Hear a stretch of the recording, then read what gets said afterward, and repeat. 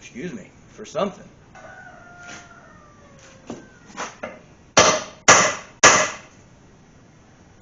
Hey there, YouTubers.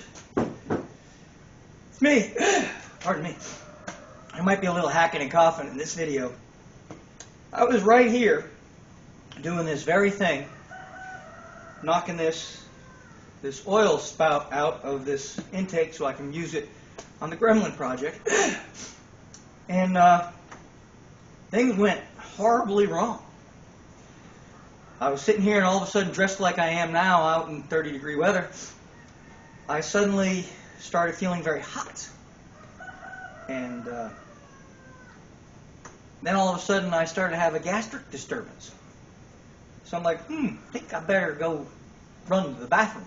Seemed to be an emergency. So I headed for the bathroom. And by the time I got there, something similar to a California mudslide started coming. Not pleasant. And it kept coming. And coming some more. And more and more.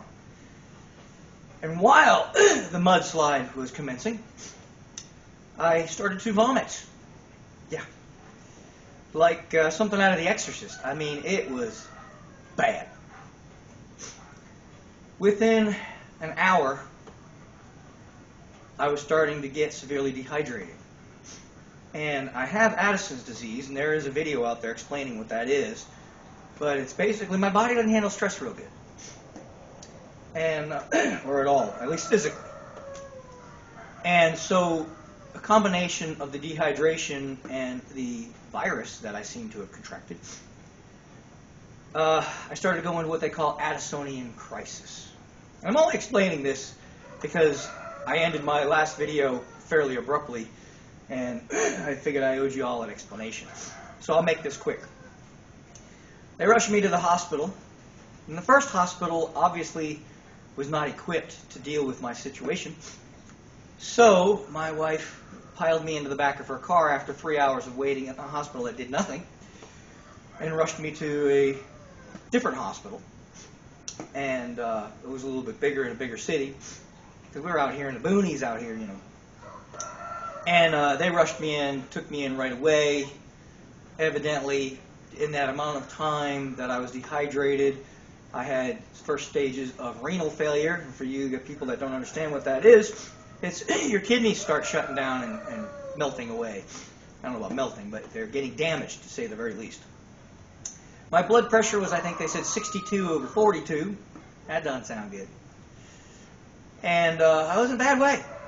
I told the hospital, the first hospital, exactly what to do, because I have Addison's. I've had it for 37 years. So I know what to do. They didn't listen. So in the second hospital, right on it, immediately got me better. But normally when I have what they call that Addisonian crisis, I bounce back in a few hours. Maybe half a day at the very most. It took me 3 days to even remotely recover.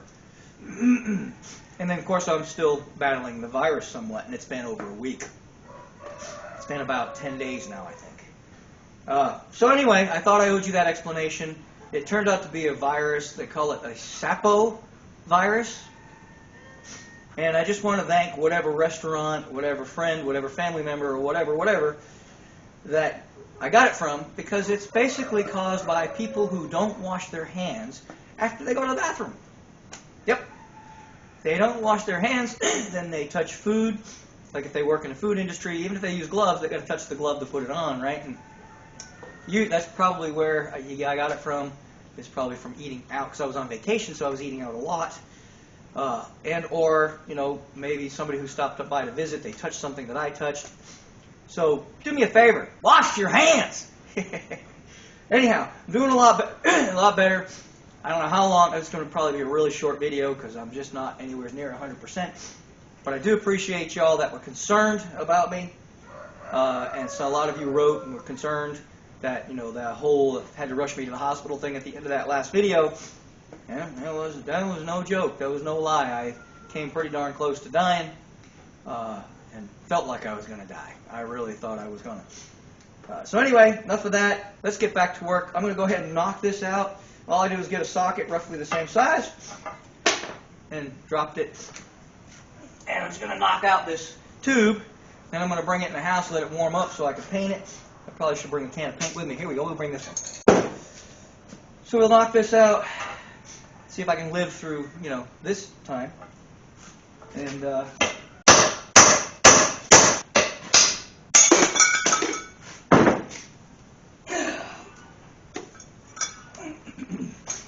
Alright.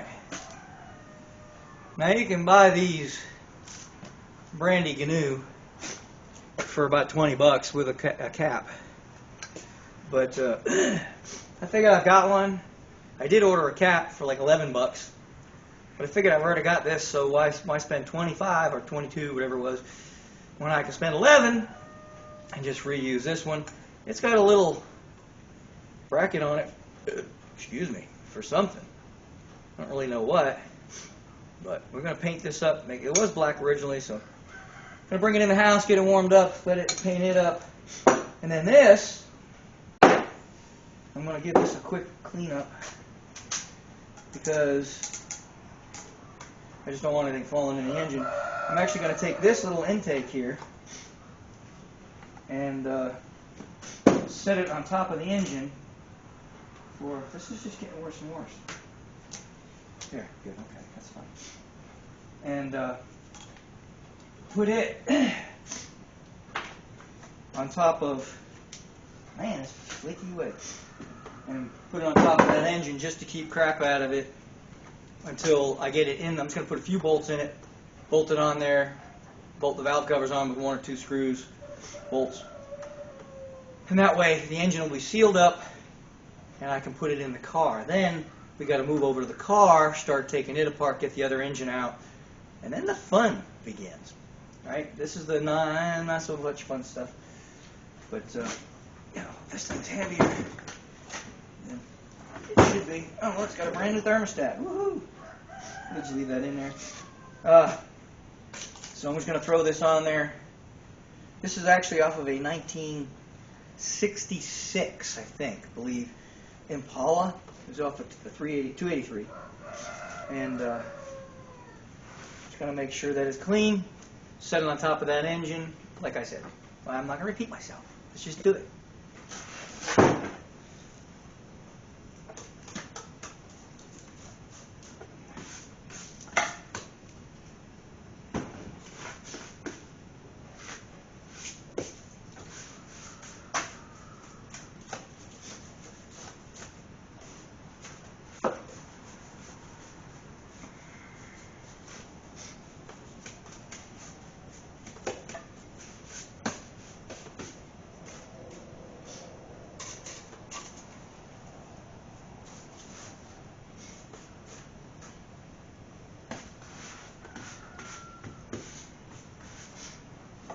Leave it upside down.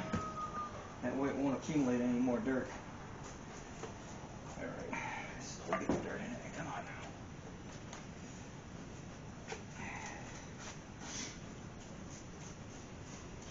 Dirt is a crazy, horrible thing for an engine. When you're using old parts, this is just to keep it clean. I've got a brand new intake, I guess, and just don't want to take it out of the box. I can put that on there and it's nice and clean. But anyway, that's ready. We're just going to throw that on there. Now, I did want to mention something. Remember in the last video, the video before that, I told you I traded hard on that intake. And I did. We traded hard. But I just realized I was doing some shopping on the old internet last night and just was looking at linkages because I wasn't sure. I was trying to find some of those bushings for the Holley carburetors, to make that big hole small. And I came across this baby, which I got with the intake. But this bolts to the intake, and this actuates the 2 carburetors on the intake. It comes with the rods and everything. Well, what I didn't realize is this bad boy is $250 on a regular speed shop channel or speed shop to buy it from like Summit Racing or one of them. And I'm like, daggum, $250. Well, you add that to the $8.50 that the intake is worth. We're getting up there. I made pretty good deal, I guess. I'm not going to complain. This bad boy, that don't look like no $250 worth of stuff to me, but evidently it is. So anyway, sometimes shopping will make you feel good about your trades and purchases at the swap meet, you know. I always carry a magazine with me, you know, one of those, you know, Classic Industries or OEM products or Summit Racing. Of course, Summit Racing you just get on the, well, you can get them all on the internet, I guess, but I don't carry a smartphone, so I just carry books. But I'll look before I buy something and see how much I can get it for, if I can get it. And then I'll go, you know, I bought a Hemi intake a few years back, and I got it for $500 with the linkages. And I thought I got me a great deal. And then I got on the internet, and I looked, and you could buy the whole setup like I bought for $750. So $500 is still not a bad deal, but it was used and it was a little beat up. But I mean, it would clean up and all. But so I got a halfway decent deal. But I thought I really made out, you know, because a lot of Hemi stuff's like over $1,000. But I didn't. But anyway, so let's go ahead and throw this on here. I thought I'd throw that in there just to show you. Sometimes you make deals, you don't come out on top. On this particular one, I think I came out pretty shiny. So anyway, let's move over here to the engine. I've got some Roadrunner hood call-outs holding a rag over the top of the engine right now. It's all I could muster when I was sick. I just did it to keep the engine from getting to anything in it. But I'm going to throw this on there real quick. I might leave the rags on there, and that way we won't have to worry about anything falling in. And then, well, I'll stop talking. You can just watch. Anybody need a set of Roadrunner hood inserts? Oh. This one's got a little bit of a ding in it. One of them had a ding in it, but anyway. Other than that, they're pretty decent. I'm just going to leave those rags where they sit. These are just sitting here, so we'll throw a bolt in there. But I'm going to fetch the intake and put it on there. And sure enough, I'm holding it backwards. These old cast iron intakes are not light, let me tell you. There we go. Get the old fingers out of the way. Alright. The only problem with doing that is I need to put a bolt hole. There was a bolt hanging in there right there. So, what to do? I did want to put some bolts in there so I could actually lift by that. We'll figure that out. Maybe I'll just pop a hole in the rag. Put a couple of bolts here on the back side of these valve covers just to hold them in place. And then we're probably going to call it a day, unfortunately. But, yeah, that's what we're doing. I might be a little unorthodox, but I just took a screwdriver and I just kind of pushed it through. There's one right here, but I can't get to it because I feel like I'm too lazy to take a plug out. So I'll put this one in the end. All I did was just kind of push the screwdriver into the hole, and it punched a hole in the rag. I put one there, I put one there, and I put one there. And that should allow me to keep this intake from going anywhere. And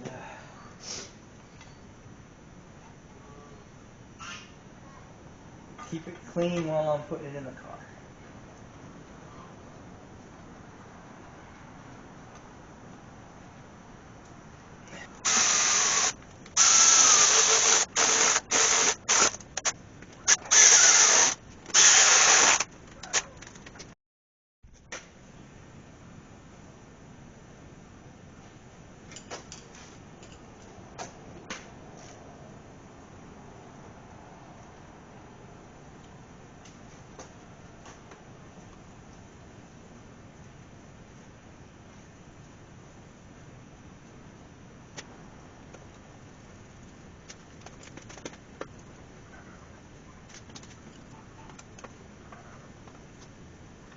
Well, this just looks like the measly small block that it started out to be. In fact, it looks worse than ever with a 2-barrel intake and these old style valve covers.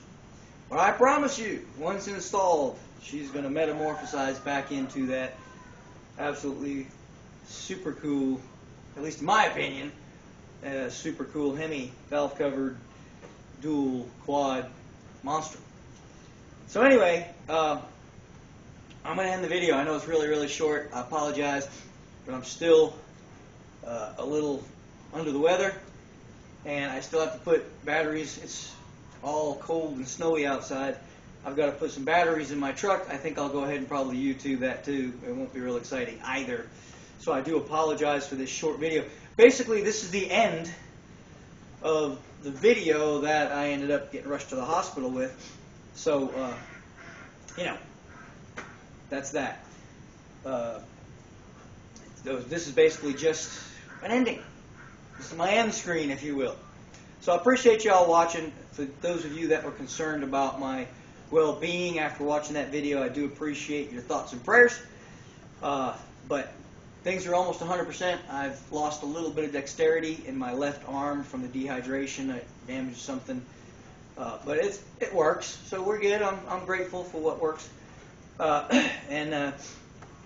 we're hoping to get back in the swing of things next week.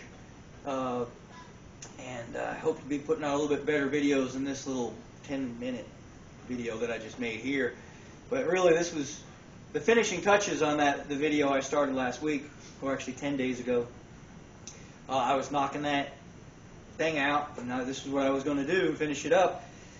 And I got really sick. So anyhow, thank you so much for your thoughts and prayers. I already said that. Please subscribe. I know this is probably not the video you're going to go, yeah, I'm going to subscribe. That video is awesome. It's probably not it. But I do appreciate you all that subscribe. And it seems like there's a lot of interest in this whole Faux Hemi project. So hang with me. We'll get this stuffed into the gremlin. I got to get the gremlin apart. So the next video is obviously going to be me ripping the gremlin apart. And measuring things and getting things ready to go back in, and then tying up loose ends like this and whatever else, trying to get them big old nasty valve covers to fit inside that tiny gremlin. So it ought to be interesting at the very least. Thank you so much. Please subscribe. See ya!